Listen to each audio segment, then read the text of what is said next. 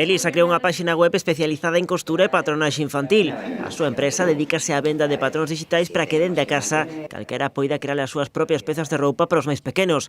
O proxecto naceu en parte aquí, no Smart PM que a Deputación ten en Esposalnés. Ele é unha das máis de 700 persoas que pasaron polas actividades formativas que se desenvolven neste centro, baseadas no impulso das novas tecnoloxías. A miña páxina web fixena eu, mediante cursos online tamén.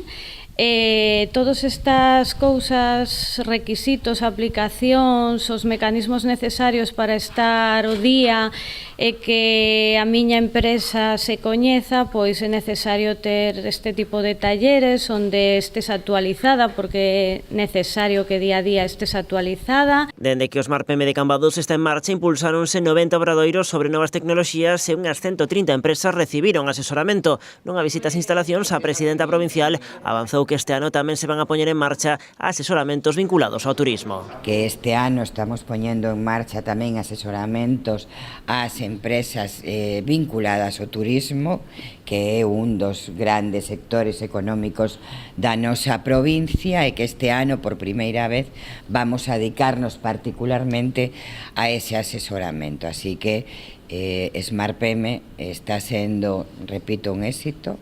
Eu estou moi contenta que os recursos públicos sirvan para poñer a disposición da cidadanía, en este caso a actividade económica, proxectos de futuro. Para a alcaldesa de Cambados, o Servizo Provincial do Smart PM é un impulso para a empregabilidade na comarca do Salnés. Aquí acode moitísima xente en busca dese asesoramento para levar a cabo seguir adiante coa súa empresa, sobre todo emprendedores novos que queren formar a súa empresa e relacionala co que hoxe en día é o futuro, non? Que son esas novas tecnoloxías. O servizo Smart PM está pensado para persoas emprendedoras, autónomas e tamén asociacións.